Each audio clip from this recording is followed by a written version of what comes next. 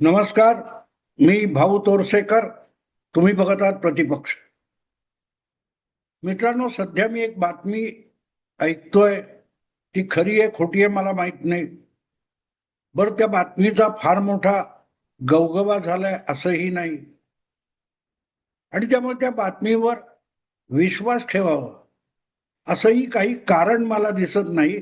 कारण या कुजबुजी चालू असतात. 4-5 महिन्यापूर्वी तुम्हाला आठवत असेल की अजितदादांचं आकस्मिक अपघाती निधन झाल्यानंतर महिना दीड महिना तरी दोन राष्ट्रवादी पक्ष एकत्र येणार म्हणून इतकी गजबज गलगला कलकला चालू होता. पुढे त्याचं काय झालं कोणालाही माहित नाही. आणि त्याचं कारण असं आहे की अजितदादांचा जो गट होता त्यातले नेते त्याविषयी काहीही बोलत नव्हते, आणि शरद पवार गटाचे जे कोणी नेते होते, पुरस्कर्ते होते, ते मात्र आग्रहाने ही अजितदादांची शेवटची इच्छा होती हे ठासून सांगत होते. आणि त्याविषयी अजितदादांच्या गोटातून परिवारातून मौन धारण केलं जातं, शांतता पाळली जाते, म्हणून त्यांच्यावर संशयित असल्यासारख्या आरोपांची बरसात चालू होती. पुढे काही झालं नाही, आणि आता तर तशी शक्यता सुद्धा दिसत नाही. आणि त्यामुळे अशी कुजबूज, अशा बातम्या, वावड्या, या अफवाही असू शकतात. पण राजकीय विश्लेषक म्हणून जेव्हा अशा घटना वक्तव्यांकडे बघायचं असतं किंवा मी बघतो, तेव्हा माझं म्हणणं असं असतं की ते संबंधितांसाठी चांगलं असेल तर त्याची पाठ थोपटली पाहिजे. त्याचं कारण असं की कुठलाही पक्ष, कुठलीही संघटना, काही लोक एकत्र येऊन किंवा एका व्यक्तीने पुढाकार घेऊन सुरू केलेली असते. त्याची काही उद्दिष्ट असतात, त्याचे काही हेतू असतात, आणि त्यामुळे त्याची प्रत्येक कृती, त्याचं वागणं, बोलणं हे त्या उद्दिष्टाला समर्पित असावं, किंवा त्या उद्दिष्टाच्या दिशेने टाकलेलं पाऊल असावं असा माझा आग्रह आहे. ते उद्दिष्ट मला आवडण्याची गरज नाही, पण प्रत्येक संघटना, पक्ष किंवा नेता यांनी स्वतःच्या उद्दिष्टाला बाधा येईल असं वागू नये, हा मात्र माझा आग्रह असतो. आणि तसं कोणीही वागलं की मी त्याच्यावर सडकून टीका करतो. आणि म्हणूनच हा जो गेले 4-5 दिवस कानावर पडणारा मुद्दा आहे की लवकरच शरद पवार हे, आपला पक्ष जो प्रादेशिक पक्ष आहे, आता जवळजवळ त्याची ताकद संपुष्टात आली असं म्हटलं जातं, तो राष्ट्रवादी शरद पवार गट हा पक्ष जो आहे तो काँग्रेसमध्ये विलीन करणार अशी बातमी किंवा अफवा गेले 3-4 दिवस चालू आहे. आणि तसं बघितलं तर साधारणतः मेच्या मध्यापासून, म्हणजे 1.25 महिन्यापासून हा विषय देशाच्या राजकीय चर्चेमध्ये जोरात आहे की बंगाल सारखा प्रांत जर भाजप 2/3 मेजॉरिटीने जिंकत असेल तर आता भाजपला कुठल्याही निवडणुकीत हरवणं मोदी शहा असेपर्यंत तरी शक्य नाही. आणि म्हणूनच बाकीच्या सगळ्या लहान मोठ्या पक्षांनी राष्ट्रीय पक्ष म्हणून सर्वात मोठा असलेला विरोधी पक्ष काँग्रेसमध्ये विलीन होऊन जावं. खुद्द ममता दिदी ज्या सगळ्या बाजूने पराजित झाल्या आणि बंगालच्या निकालानंतर पूर्णपणे हताश झाल्या, त्यांचाच पक्ष विस्कटून पडलेला आहे. अशा वेळेला ममता दिदीच संयुक्त आघाडीच्या किंवा INDA आघाडीच्या मजबूतीच्या गोष्टी करायला लागल्या. त्यामुळे मग या सगळ्या लहान मोठ्या छोट्या पक्षांनी किंवा बिगर भाजप पक्षांनी काँग्रेसमध्ये विलीन होण्याची चर्चा पुन्हा सुरू झाली. तसं बघितलं तर 2 वर्षापूर्वी या विषयाला शरद पवारांनीच एका दिलेल्या मुलाखतीतून वाचा फुटलेली होती की लोकसभा 24 नंतर सगळ्या लहान मोठ्या क्षेत्रीय पक्षांना हळूहळू करत काँग्रेस बरोबर जावं लागेल किंवा काँग्रेसमध्ये विलीन व्हावं लागेल असं पवार म्हणाले होते. आणि त्यामुळे ममता दिदींनी त्याच विषयावर थोडं वेगळं मत व्यक्त केलं, आघाडी मजबूत करायचं म्हटलं, आणि बघता बघता या चर्चेला परत एकदा ऊत आला की नुसती आघाडी करून भाजपला हरवणं शक्य नाही. आणि त्यामुळे या लहान सहान किंवा प्रामुख्याने काँग्रेसमधूनच काही नेत्यांच्या मतभेदामुळे वेगळे झालेले जे छोटे गट आहेत, क्षेत्रीय गट आहेत, त्यांनी काँग्रेसमध्ये विलीन व्हावं. आत्ता जी बातमी ती तीच आहे की शरद पवार आपला जो महाराष्ट्रापुरता मर्यादित राहिलेला राष्ट्रवादी शरद पवार गट नावाचा पक्ष आहे तो काँग्रेसमध्ये विलीन करणार का. 3 दिवसात अचानक काय घडलंय मला माहिती नाही, पण या विषयाला उजाळा मिळालेला आहे. मी त्याचा समर्थक आहे. समर्थक मी एवढ्यासाठी म्हणतो की फक्त शरद पवारांचा पक्ष जो मरगळलेला आहे त्याला काँग्रेसमध्ये जाऊन उभारी येईल एवढी मर्यादित अपेक्षा नाहीये. अर्थात शरद पवारांचा सगळा जीव त्यांच्या लाडक्या कन्येच्या राजकीय भवितव्यामध्ये अडकलेला आहे हे सर्वश्रुत आहे. कोणी उघडपणे बोलत नसला तरी कुजबूज तीच आहे की आपण एवढं राजकारण केलं, पण आज आयुष्याच्या अखेरच्या टप्प्यामध्ये आपण आपल्या मुलीला राजकारणात स्थैर्य मिळवून देऊ शकलो नाही. ही खंत पवारांची असेल तर ती मी गैरलागू मानत नाही, पण ज्या आधारावर सुप्रिया ताईंचं राजकारण उभं राहायचं असेल तो आधार, त्याचा पाया तितका भक्कम दिसत नाही. कारण राष्ट्रवादी पक्ष, शरद पवारांचा गट अत्यंत ठिसूळ आहे. गोळा केलेली माणसं आहेत. एका ठिकाणचा दगडांचा ढीग हा कुठल्याही इमारतीचा पाया असू शकत नाही.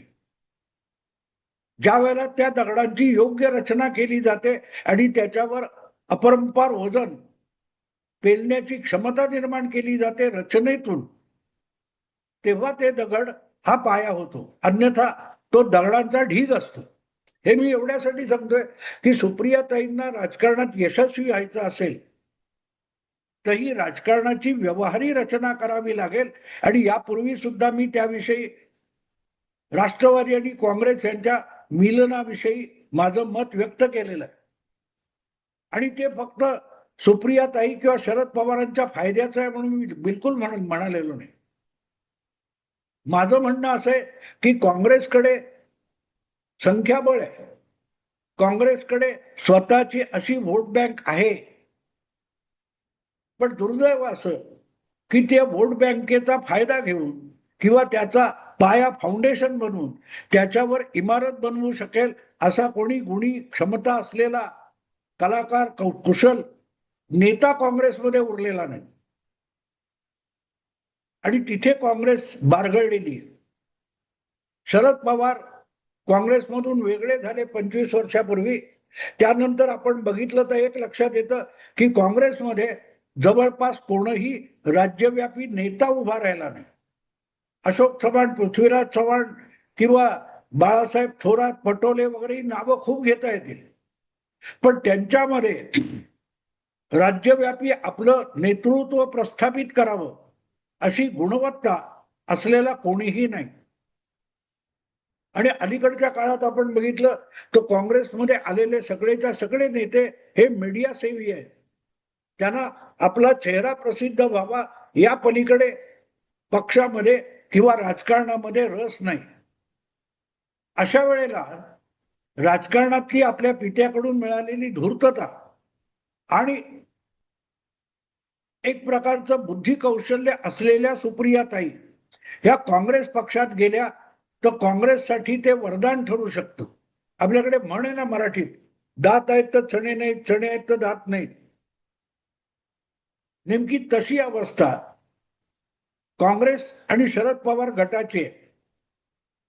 शरद पवार गटाकडे नेते आहेत पण अनुयायी आणि वोट बँक नाही. आणि दुसरीकडे शरद पवार गटाकडे नेतृत्व नाव घेण्यासारखे 2-4 लोक तरी आहेत, पण लढाई लढायची तर आवश्यक असलेलं सैन्य दल नाहीये आणि ते काँग्रेसकडे.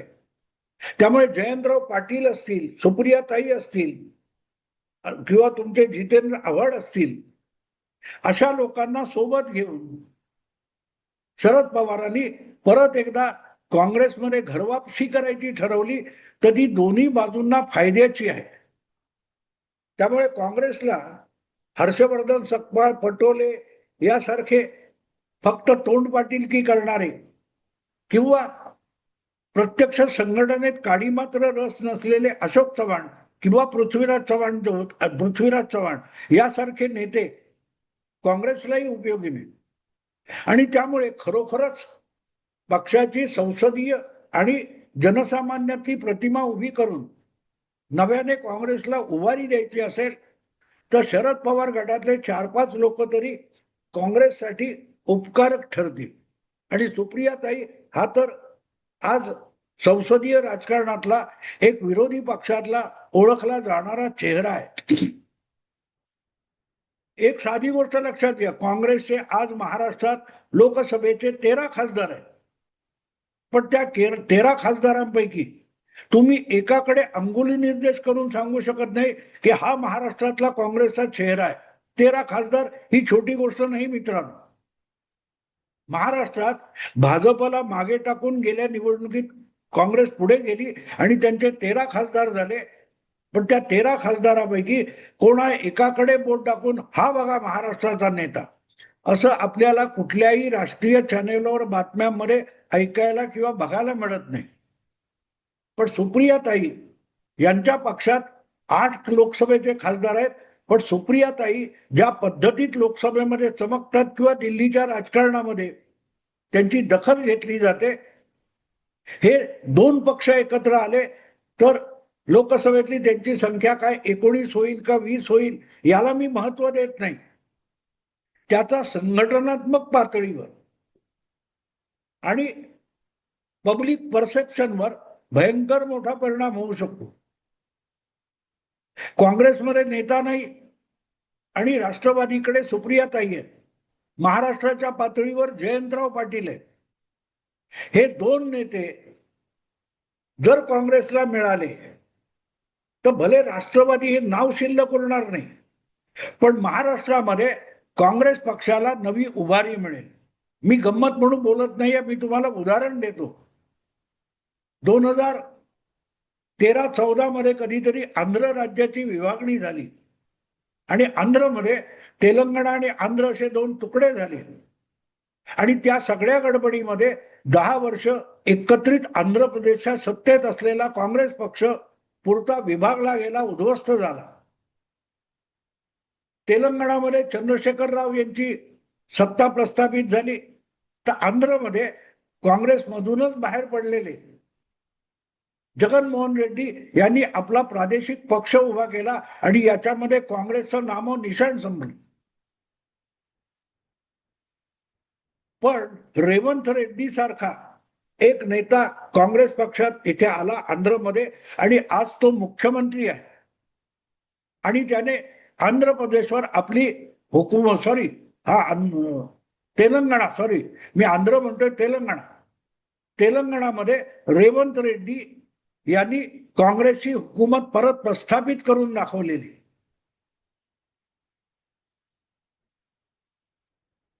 TRS नावाच्या प्रादेशिक पक्षाला संपवून दाखवलं. विचार करा, तो रेवंत रेड्डी, तो जगनमोहन आणि महाराष्ट्रात राष्ट्रवादी किंवा बंगालमध्ये ममता दिदी हे 4 दांडगे नेते या विलिनीकरणातून एकत्र आले तर इतर छोट्या मोठ्या पक्षांकडे काँग्रेसला गयावया करत बसायला लागणार नाही. बाकीची राज्य सोडून द्या, मी महाराष्ट्रापुरतं म्हणायचं तर मला असं वाटतं की काँग्रेसमध्ये परत जाण्याचा शरद पवारांनी या वळणावर निर्णय घेतला. टीका होईल, सगळं काही होईल, पण त्याकडे बघायची गरज नाही. आपल्या भूमिका काँग्रेसमध्ये योग्यरित्या राबवता येतील, वैचारिक भूमिका सोडली नाही होईल, पण त्यासाठी आवश्यक असलेलं पाठबळ जर काँग्रेसमध्ये जाऊन मिळणार असेल तर सुप्रियाताईंना राजकारणामध्ये प्रस्थापित करणं आणि आजवर पवारांसोबत निष्ठावान राहिलेले जयंत पाटील यांना महाराष्ट्राच्या राजकारणामध्ये प्रस्थापित करणं शरद पवारांना या एका खेळीने शक्य होणार आहे. आणि म्हणून या ज्या बातम्या गेले 3-4 दिवस मी बघतोय त्या अफवा आहेत, कुजबूज आहे मला माहित नाही, पण ते खरं असेल तर तो शरद पवार यांचा अलीकडल्या काळातला सर्वोत्तम निर्णय आहे, चांगला निर्णय आहे, याची मी ग्वाही देऊ शकतो. आत्ता थांबतो. आवडलं लाईक करा, शेअर करा आणि प्रतिपक्षाला सबस्क्राईब करा. नमस्कार.